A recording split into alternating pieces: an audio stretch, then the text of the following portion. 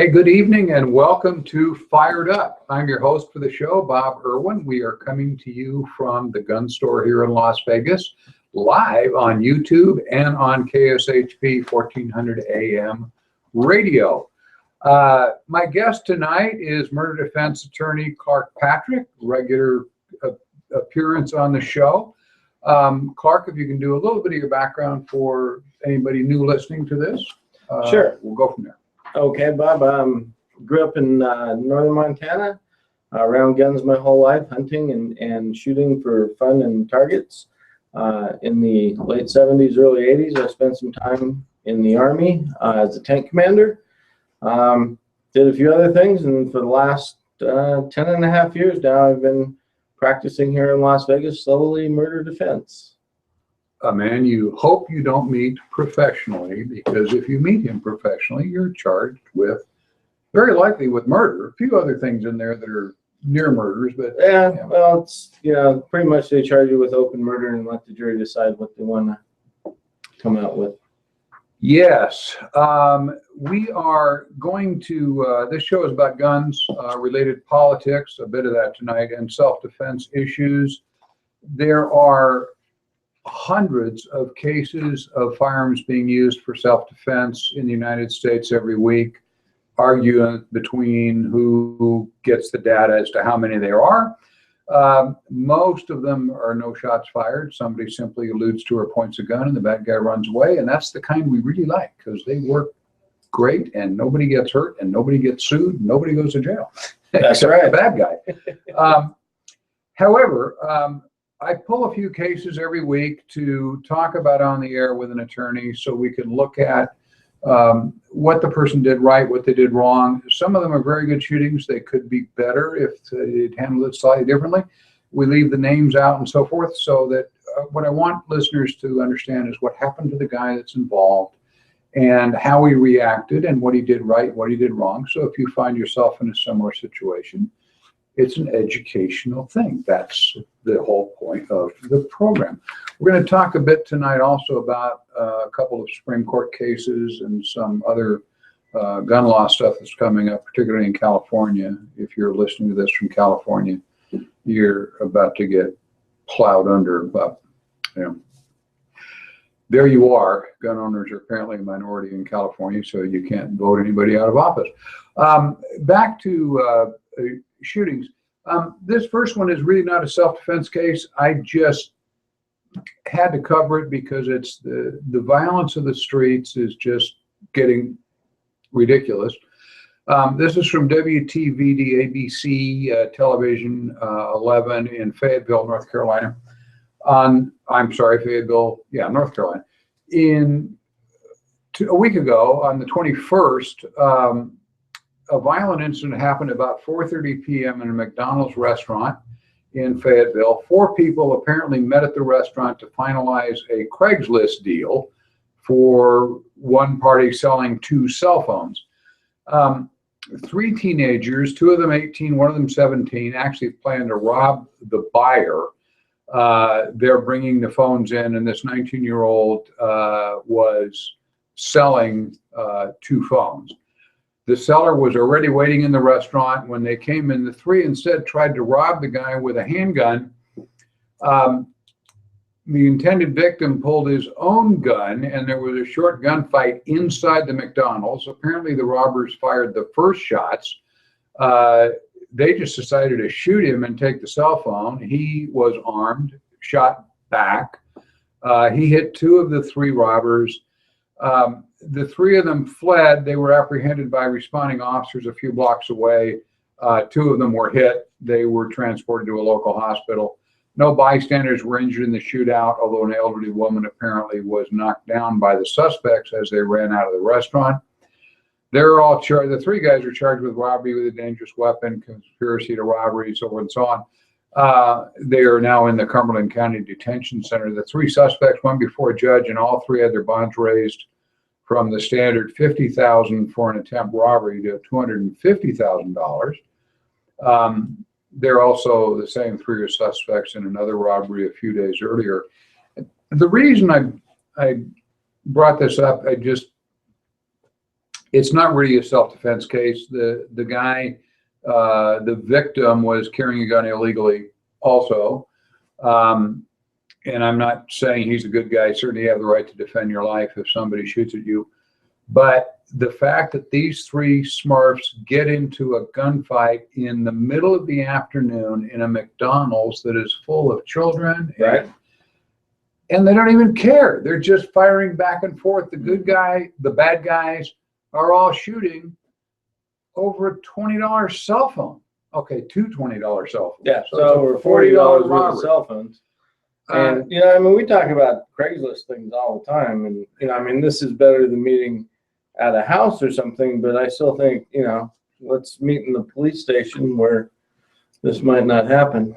Here the guy is meeting, he's meeting these, one guy he thinks, turns out to be three, Right. who are going to buy his cell phones for $20.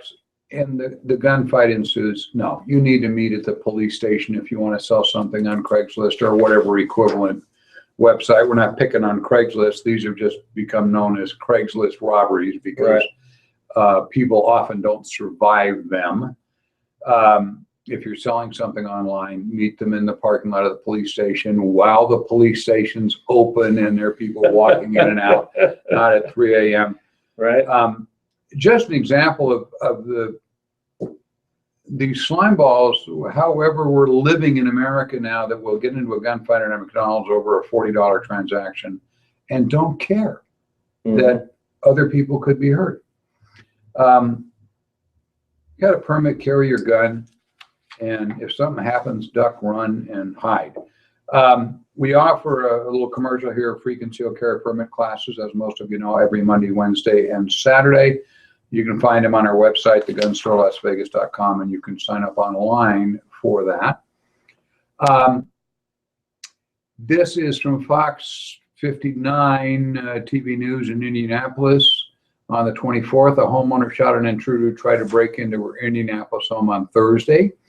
Officers received a call just after noon in a home on the 3200 block of West Banta Road.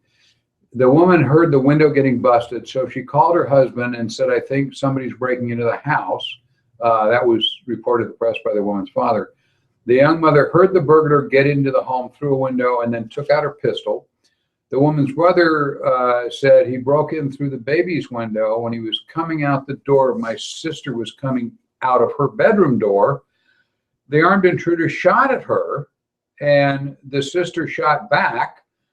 During the exchange of gunfire, the intruder was hit multiple times. Hooray. The arriving officers transported him to a local hospital. The intruder, as it turns out, was carrying zip ties and a walkie-talkie. Now, when you catch the intruder and he's carrying zip ties, what does that tell you? Yeah, that's not going to end up well. And the interesting thing is the walkie-talkie. So obviously he had somebody else that he was going to call once he got in the house, and that could have gotten really bad. If this lady had not had a gun, Lord knows what kind of news story this would have become. The family members told Fox 59 an infant was at home when it happened. The infant was not hurt in the incident. Then the Southwest District Commander for the Indianapolis Metropolitan Police Department said the shooting is very unusual in this area of our district. Incidents like this happen in other sections of the city, but they're very rare here. His portion of the district, he said, is usually quiet and mostly residential. If I hear somebody else say nothing like this ever happens because this is a quiet neighborhood, I'm going to yell bull at the top of my lungs. Right. There are no safe neighborhoods. The bad guys go to the quiet neighborhoods because that's where the good stuff is. Absolutely. Anyway, questions or comments? Yes, you should have a gun in the house. This is a crime prevented by the woman having a gun knowing how to use it. Well enough practice with it to use it, actually hit the guy. Questions or comments you can send to our address we're showing here on the front, to bob@firedupmail.com. If you have a question for me or Clark, we answer them all by email. I want to also point out we offer a ladies only shooting class, personal safety class. We do it twice a month. The next one that's available for everybody is Thursday, April 14th. You can sign up at the gun store, Las Vegas.com. We're skipping a week in there because Maggie has to teach somewhere else. So our next one is April 14th. Sign up on our website. Great class. We only can handle 12 ladies in the class. So get signed up so you get a spot, please.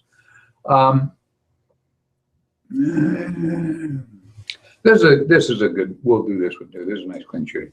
Nice clean non-shooting. This is WHNS TV in Greenville, South Carolina on the 22nd. It's near Cowpens, which is a local town. Love that. Has a nice ring to it. A burglary suspect was arrested after neighbors discovered him leaving the scene and held him at gunpoint until deputies arrived. The deputies were called to the home on Double Branch Road shortly after 5 p.m. Monday and arrived to find the suspect on his knees on the back porch with a homeowner pointing a gun at him. Yay! He was secured in handcuffs when the deputies investigated. While the deputies investigated, I'm sorry. Then the neighbors told deputies he investigated when he heard the dog next door barking excessively and found a moped in front of the home and a damaged door. The suspect came out of the house after the neighbor called the homeowner. And so the neighbor ordered the men to get down while he then called deputy sheriffs. The deputies found a screwdriver on the guy's person and saw tool marks on the latch of the home's back door. The phone line to the house had been cut, and deputies said the master bedroom was in disarray with everything strewn across the floor. The intruder charged with second-degree petty larceny and possession of tools used in a crime. This is great. The neighbor's paying enough attention when the dog barks to see what's going on. He goes over to see what's going on, and he sees the door had been damaged. So he waited. When the suspect wanted him out, he pointed his gun at him, got him on his knees. Normally, we would advocate if you see this happen, as the guy did, you call the police and wait.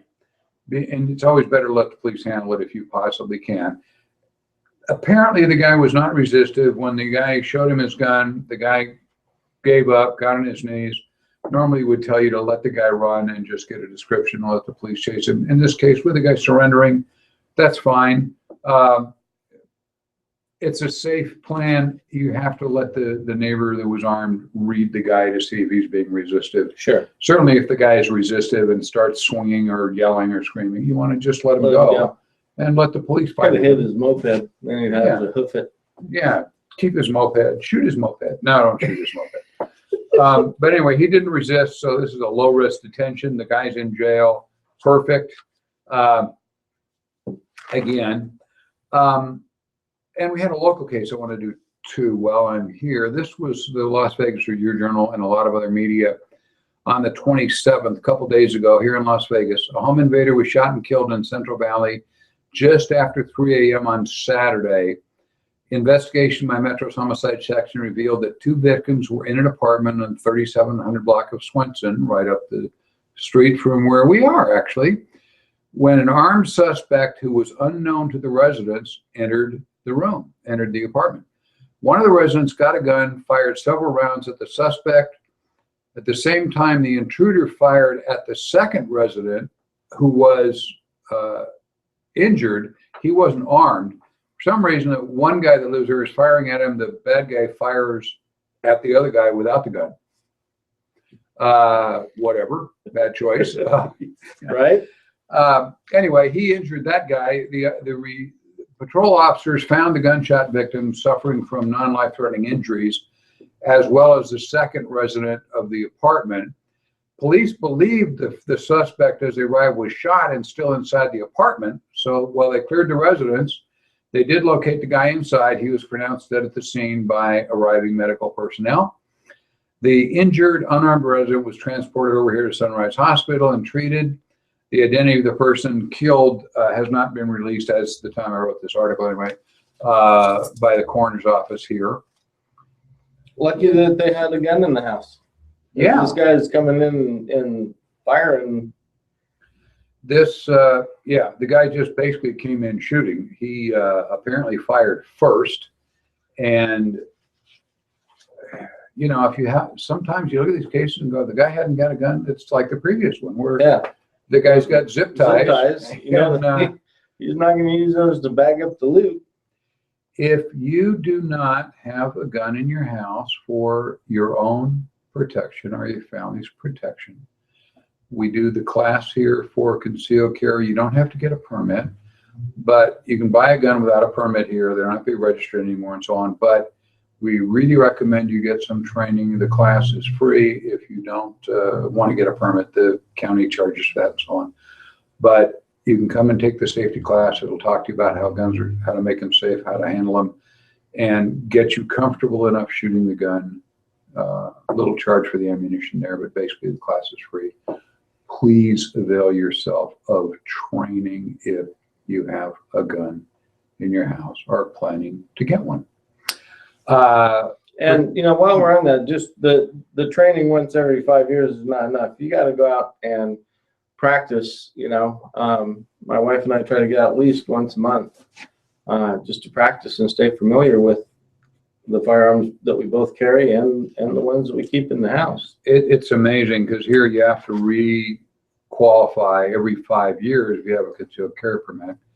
And it is amazing that I would guess at least half of our class that is renewals, comes in for their 5-year renewal, have not fired their gun since the last time they qualified.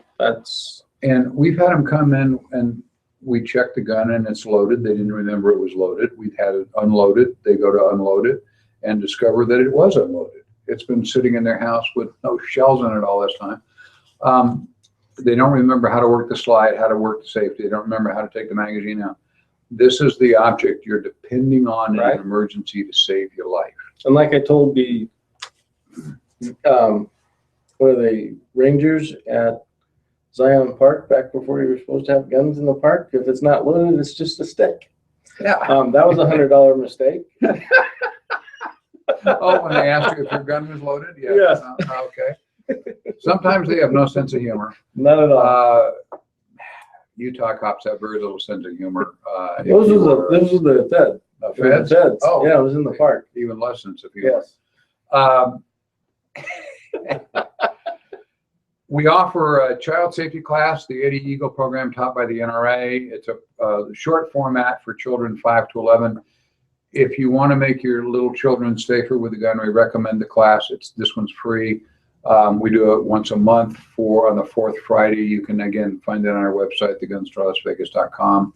Mom and dad are welcome to sit with the kids. It goes up to about from 5 to 11 or so. And it's a thing that if you find a gun or see a gun, don't touch it, you know, tell an adult, leave the area and so forth. They learn a little song and everything. It's really it's a fun thing to watch. You ought to come watch it even if you don't have kids. They're really cool. We have that also. Let me jump ahead to where I want to go because I want to talk about a couple of Supreme Court cases. One of our attorneys that does work for the show, Stephen Smith, sends me over some reports now and again, and he sent a couple of things this week on the Supreme Court. We had a couple of cases at the Supreme Court, our short version of the Supreme Court with 8 people now. Right. And very much missing. Without Scalia, it's interesting. But anyway, we had a couple of cases that have great effect. In a unanimous order, the justices said that a Massachusetts Supreme Court had employed faulty logic when it declared that stun guns are not covered by the Second Amendment. The Massachusetts courts reached that conclusion based on the fact that stun guns were not in common use at the time the Bill of Rights was written. There is so much legally wrong with all of these decisions. Any lawyer I have on the show at this point would be laughing so hard he can't talk. Anyway, based on the fact that electronic stun guns weren't around when the Constitution was written or in common use, they weren't. The Massachusetts Supreme Court said they weren't covered under the Bill of Rights. Heller, the Supreme Court said the Heller decision clearly extended the right to own firearms invented after the Second Amendment was enacted. Therefore, the Supreme Court overturned the Massachusetts court, will now have to review the case over again. The court order garnered a lot of attention among legal circles. legal guys and a lot of giggling. When the justices accepted the case on Monday, it was the first Second Amendment case the Supreme Court has actually taken in 6 years. It was a case for a chance for the liberal justices to articulate their new thinking about the right to keep and bear arms. Mm-hmm. That didn't happen. They simply decided that stun guns are covered by the Second Amendment. If you're laughing now, that's because, stun guns aren't actually guns. It's just the name of it. Like a bug bomb isn't really an explosive device. Anyway, Adam Winkler, who's a constitutional scholar, wrote a piece on it. He says, I think this shows the 4 liberal justices were not hell-bent on overturning Heller because they could have. But here's the problem. It was about a stun gun. And apparently the U.S. Supreme Court just decided that electronic defense weapons are firearms because they're protected by the Second Amendment. Yeah, that's kind of what they said. I'm not sure if that's what they meant to say, but that's pretty much what they said. So now do we? Right? Is it the same? This is a Supreme Court decision. So now do we start doing background checks for stun guns? Or requiring concealed carry permits? Or obviously the Supreme Court is way off on this. And I hate to say that, but there wasn't anybody on the court that realizes that stun guns aren't actually firearms. To clear it up, the Nevada, for instance, in our statutes says a firearm means any device designed to be used as a weapon from which a projectile may be expelled through a barrel by force of any explosion or other form of combustion. Handheld stun guns don't meet that definition. Tasers don't meet that definition. They don't use explosive charges to launch their little darts, and they do that purposely to make them not firearms. Right. Because the original tasers used a kind of little blank cartridge, and it had an explosion, and that drove the dart, and the feds said, therefore, they're firearms. So Taser changed their design and launches them with compressed gas instead, CO2 or whatever. It'll be interesting to see So what they're not Massachusetts does firearms. with this, and where they take it. And if somebody points out to the Supreme Court that maybe we should clarify this a little bit. Hi, Supreme Court guys. Yes, clarify this. You weren't looking at the weapon. You thought you were looking at a stun gun. It's not actually a gun. But the best news is that, they're leaving Heller alone, at least for the time being. They didn't suddenly have a gun case. They could say, we're going to outlaw this is the kind of gun we're going to outlaw, which would have been wrong too, because it's not a gun. I mean, the whole case is wrong. It's wrong. From the Massachusetts Supreme Court got it wrong. The Supreme Court actually got it wronger coming back. This is why guys like me that do expert witness work in guns get to go to juries and say, this is a gun, this isn't, this is why. Right. Because lawyers, apparently, they don't teach that in law school. Right? Comments or questions to bob@firedupmail.com. And while you're at it, please friend us on Facebook if you get a chance. There's a little note about that. And check out the Firearms News Network. It is a blog that now carries information from our show. And we carry some of their stories also. It's at firearms.net. And you can find them and find out all sorts of interesting things. Also on Monday, there was a second case that actually hits more close to home here. This is interesting. Supreme Court declined to hear a lawsuit brought by a Colorado resident against the United States Postal Service over a regulation that bans guns at post offices and their attached or adjacent parking lots. By refusing to take up the case, the Supreme Court let stand a lower court ruling from the 10th U.S. Circuit that said a ban on guns in the post office parking lot is constitutional. In its decision, the 10th Circuit drew on exemptions carved out by the court in Heller, for the same case, which gives leeway to banning guns from sensitive places such as schools and government buildings. Refusing to hear the case is not the same as a Supreme Court decision. It lets the lower court stand. This wasn't them overturning the case. This was them refusing to hear one because they saw no legal issue.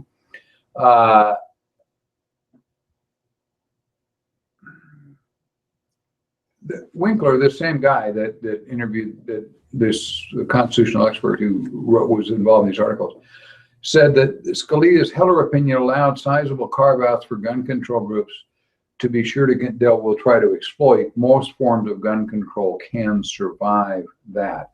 The question is here. Now, the guy wants to carry his gun, leave his gun in his car at the post office. And the post office, unfortunately, is not a government building. It's not owned by the government. It's a private corporation the government donates our money to. It's not a jail. It's not a place where prisoners go. It's not, sensitive like courtroom. You're gonna have fights in there. You don't want people carrying guns. I used to be a bailiff. I appreciate the no guns in courtroom rule. Come up a few times in my career. I like being the only guy in the room with a gun, or at least I think I'm the only guy in the room with a gun. But now the Supreme Court has said that a post office they let the ruling stand for the 10th Circuit, which means you can't have a gun in a post office or the post office parking lot. But it's not a government building. It's not government property. It's not exactly private property either. Does it need to be a gun-free? The question is, the way they look at these legally, is there an overwhelming public purpose to banning firearms from postal parking lots? And you're dealing with a rural guy who has a rifle in the back of his pickup truck. He drives in, 20-mile drive in to pick up his mail from the post office because they don't deliver where he lives, whatever. So how about an off-duty cop parking in the parking lot of the post office when he walks in to buy a roll of stamps? Right. And he's carrying his gun. It's a gun-free zone. He's off duty. If you don't believe that they can restrict guns from places, even if you're off duty, try going to the Republican convention this year. we're banning guns from coming in. I understand the Secret Service doing that, but there's a public purpose there. All post offices in the United States, or at least all in the 10th Circuit. In the 10th Circuit now. Yeah. And that's the difference between this being a Supreme Court ruling like the first case was, and this is just a refusal to hear it. Right. Leaves it back to what the 10th Circuit said. Yeah. The post office can be a gun-free zone because there is some compelling government need, and I don't know what that would be. So it'll be interesting to see if this comes up again someplace else. It's like in our extremely ugly liberal 9th Circuit. Yes. Well, my colleague here is planning to move to Idaho sometime in the future. Yeah, and become Montana. But Idaho's looking good now after this story. Yeah. Idaho just became the 7th or 8th state that don't have to have a concealed carry permit if you want to carry a gun. Judge Butch Otter, Idaho, and the governor's name is Butch Otter. I mean, perfect. Yeah, perfect. That's probably why he got elected. It allows concealed carry throughout the state to anybody who's over 21 and legally allowed to possess a firearm. It is a constitutional carry state now. The gun control groups opposed the measure. They called for a veto. The government gave his approval last Friday. So he did urge people to obtain training, saying state lawmakers should have included that requirement in the bill. We're going to talk about that.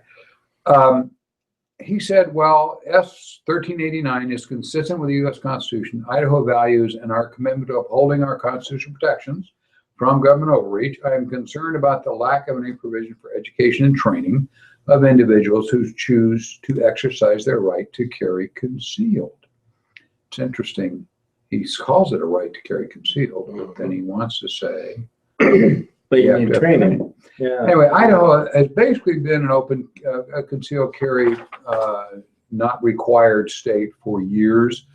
The state only lets cities and towns regulate that. If you're in a city or town, you can't carry concealed without a permit. So now that's kind of gone away. It's a little more complicated than that. But basically, you could carry rurally in Idaho anyway without a permit, but cities and towns still require you have a permit. So that went away, and it says anybody over 21 legally able to own a firearm may carry concealed anywhere in the state. If you're 18 to 20, you can still carry outside city limits, like the old rule, and you can apply for a permit to carry in urban areas, and that does require training. And so anyway, basically Idaho is now a CCW state, which is cool. Mm-hmm. The question is, and it always is, between trainers and lawyers and everybody, should you have training in how to safely use your firearm?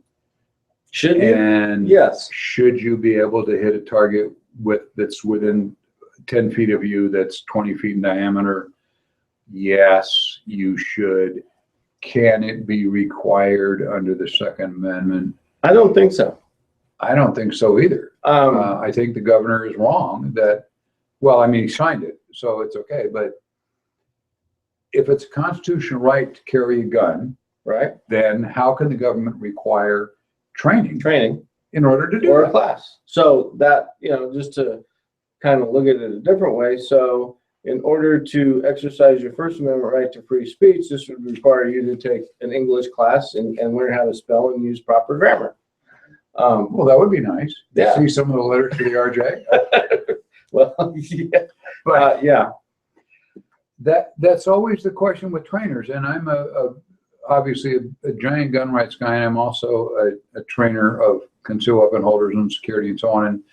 And when it comes down to, I would say I have to side with the governor. You get your permit, but please get some training.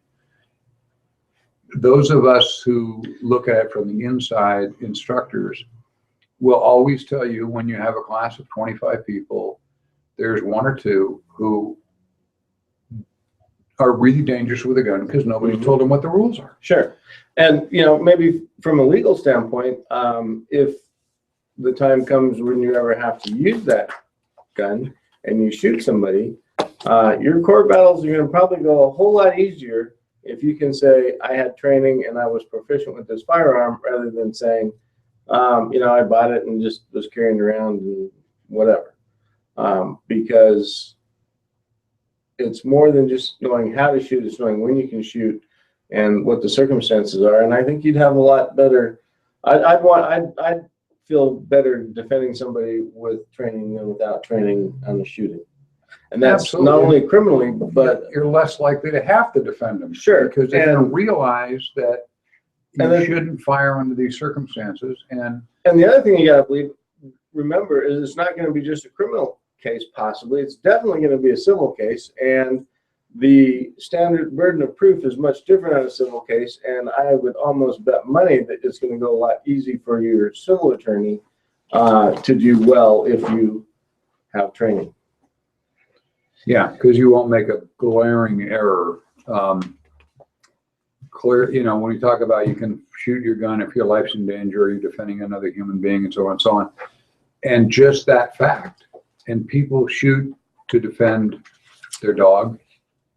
Nobody wants to let anybody hurt a dog, but you can't use deadly force to defend a dog. And it's not a human being whose life's in danger. So you make what you think is and we get these defending dogs a lot. You can't shoot the owner of the dog that's attacking your dog. he's not, and I've done that case, and I'm sure you've seen Yeah. several of them. Here's We're going to talk about California? oh yeah, will I skip over that? Yeah, that was on page 10. I think we went to like Oh, page yeah, 12. I wanted to. Because this is just really, wow, it's getting worse and worse. Yeah.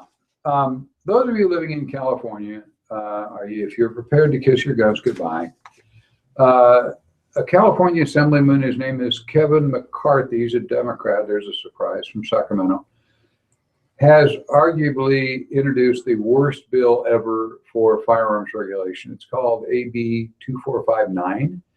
It could actually close every gun dealer in the state of California. It does several things. First, it bans all home firearms dealers, the guys that operate out of their garage or their bedroom. Usually they're in rural areas. There are hundreds of them in the state of California that are licensed by their local area to have a business in their house.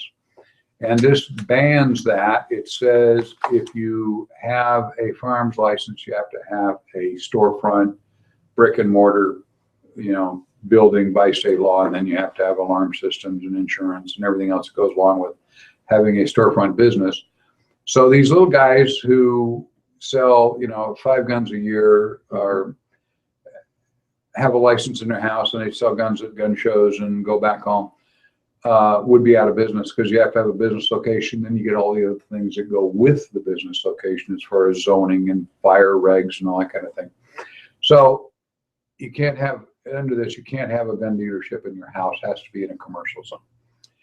Then it would also force all gun dealers to video all areas of their store wherever firearms or ammunition are stored, displayed, carried, handled, sold, transferred, including not limited to counters, safes, vaults, cabinets, shelves, cases, and entryways. The video will then need to be stored for up to 10 years. So you have to turn your store into a giant Walmart. Yeah, basically. And have sufficient sophistication in it that it'll store the stuff for 10 years without it deteriorating and so on and so on. So you're going to have a interesting, that's so if somebody buys a gun and they shouldn't have bought a gun, they can get the videotape up to 10 years later to see who bought the gun or where they were standing, or if a burglar comes in. Mm-hmm. Most gun shops have video. I mean, they all have video in their stores now because of burglary, so you can see what was taken and this and how they got in. But this requires every area where guns are stored, transferred through walkways, everything. Carried. So you have to have them in the bathroom if your employee carries his gun to go. I don't know. I'd have to read all the fine print in the bill. Hopefully not. And if he's the right gender to go in the right California bathroom, which is another problem. But, anyway, we're not doing gender bias here in Fired Up.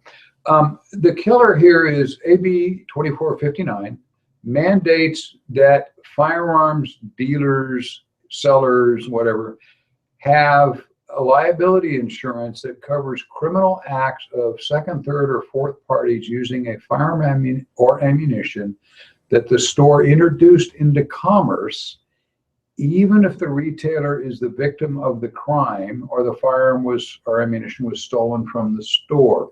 Wow, that's nuts. This is strict liability. We have that right now in the explosives industry. If you manufacture dynamite and you sell it to somebody in a mine, now the explosive manufacturer sends his own guys out. They blow up whatever it is, and they take the extra back with them, because if they leave it on site and it's stolen, the manufacturer is still responsible for that explosive. To do that in the gun business means that if I sell a firearm to Clark, which I actually have, and then he takes it home and somebody breaks into his house and steals the gun and murders somebody with it, not only is Clark liable if the firearm wasn't stored properly, except if he did something negligent, but I'm negligent because I introduced it into commerce. Well, I'm the one who caused the gun to be on the street. Therefore, I can't even imagine an insurance company wanting to offer that. And if they did, the premiums would be probably pretty ridiculous. They couldn't. How could you? So I sell a gun to somebody in the story, passes background, all that kind of stuff. And a year later, he commits a crime, and they'll come back and go, Bob should have known when he sold this guy a gun, the guy was going to commit a crime. A year from now, or 2 years from now. Or... But even worse, if then he gives it to somebody else, who gives it to somebody else, who steals it from somebody else, it still is my responsibility as the retailer. So obviously the insurance companies will look at that and go, no coverage. Yeah. So they couldn't write the coverage because, of course, if somebody's wrongfully murdered with a gun, you're looking at millions of dollars in damages. Oh, yes. Easily. So if this passes as written, wherever the effective date is, it would probably be June or July 1 of 2017. If it moves in normal time, that's when the gun business won't exist. Yeah. Who in the world that owns a gun company, Ruger or Smith, is going to allow their guns to be sold in California because they're responsible for them forever? Yes. Obviously, now this is going to go through legislative committees and so forth. And I understand there are like 2 Republicans in the entire legislature in California. I think there's 5 or 10 or something. Right. Anyway, wow. Hopefully this will be altered, bent, turned around, declared unconstitutional. Something, because if it goes into effect, as written, that's our biggest state in population will have no guns in it legally, which means all the bad guys will still have theirs. Oh yeah. Well, what if they bought it from a guy or stole it from a guy who bought it from me? Yeah. Yikes. This has got to change. You can look it up. It's AB 2459, the end of the gun business in California. Hopefully it won't pass as written. But with their Democratic legislature and the anti-gun people there and Governor Moonbeam, who don't like guns real well anyway, who knows? Always, I want to talk a little bit about terrorism in this show. Wait, speaking of Governor Moonbeam, then if they're going to do this and get rid of the guns, then maybe his security details should just walk around with like little billy clubs or something too. They might be declared to be firearms by the Supreme Court. Well, okay, so then just give them probably not. Give him a sharpened pencil to protect him. You know, that's the ultimate hypocrisy, is the armed security that some of the politicians have that vote your guns away. Well, not just the politicians, but all the liberal actors and blah, blah, blah that want to vote your guns away, but have armed bodyguards 24/7. We had an attack in Brussels, Belgium. We had another one now in Lahore, Pakistan. One a week. We're getting now these terrorist attacks, or any attack for that matter. Terrorism is real. If you've got a concealed carry permit, or you have the ability to keep a gun in your house for your protection, you are, by definition in the Constitution, part of the militia. It is all of the people are the militia. Read the original printing.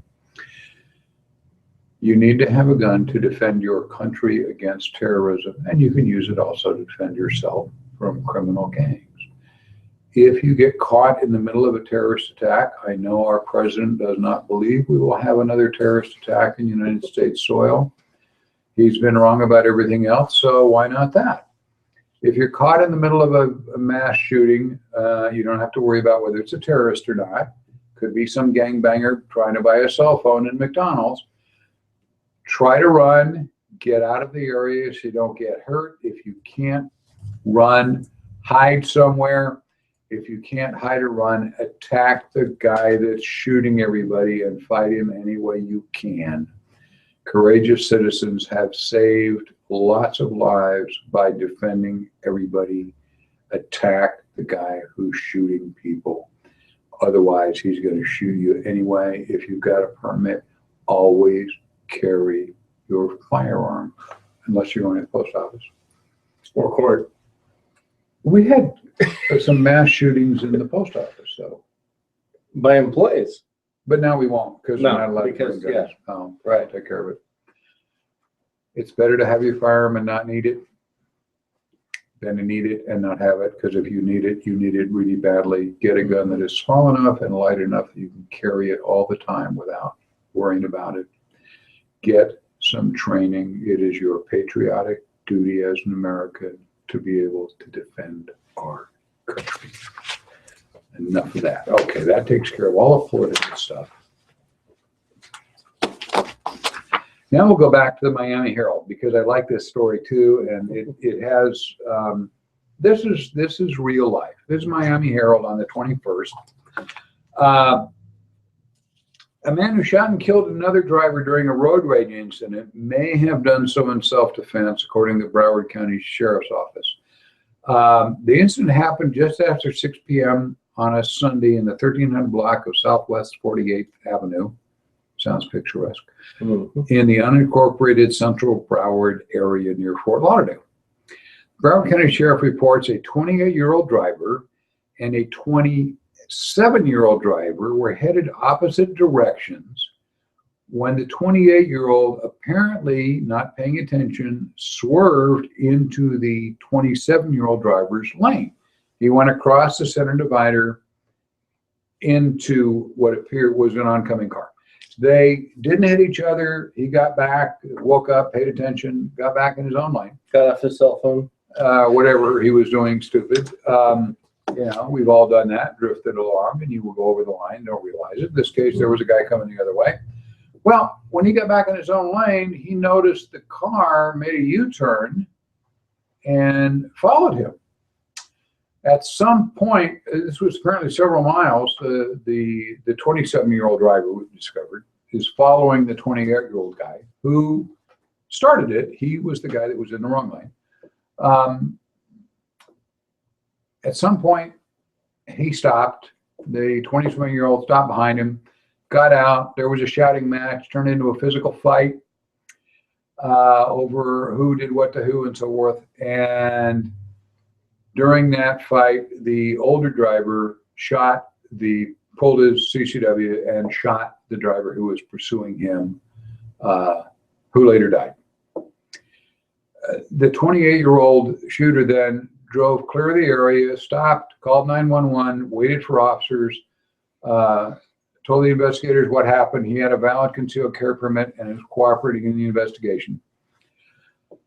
Homicide detectives said the statements provided by the shooter and the dead man's girlfriend were consistent with the eyewitness accounts, as well as her cell phone video suggesting the shooting was in self-defense. When the fight started, she started filming it.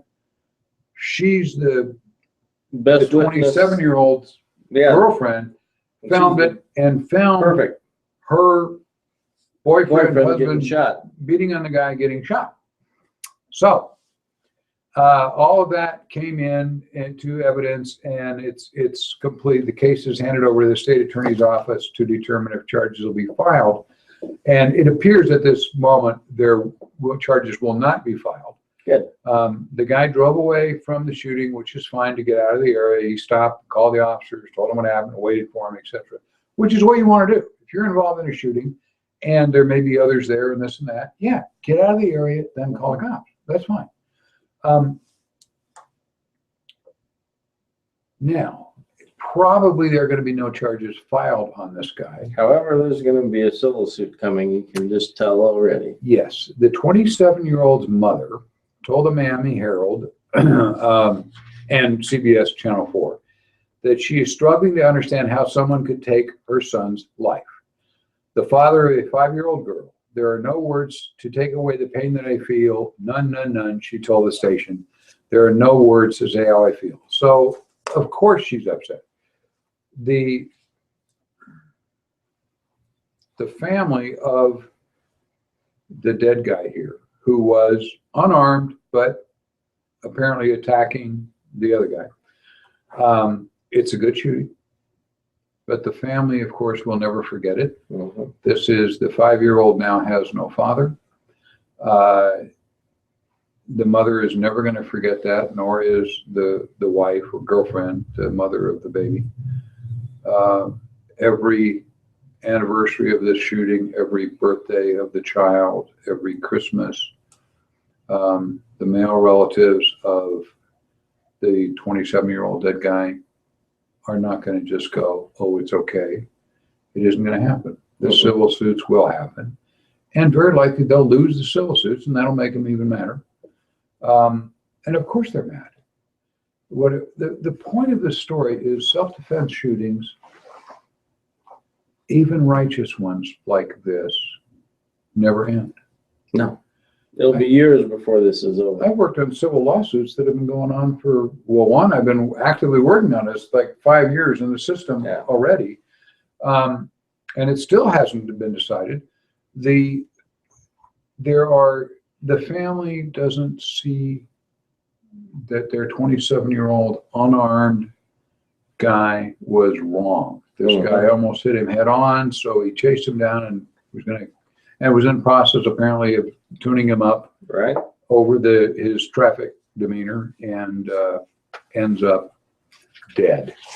I got a whole bunch of other stuff, and we're running out of time again. So let me go to my little closing fun thing here.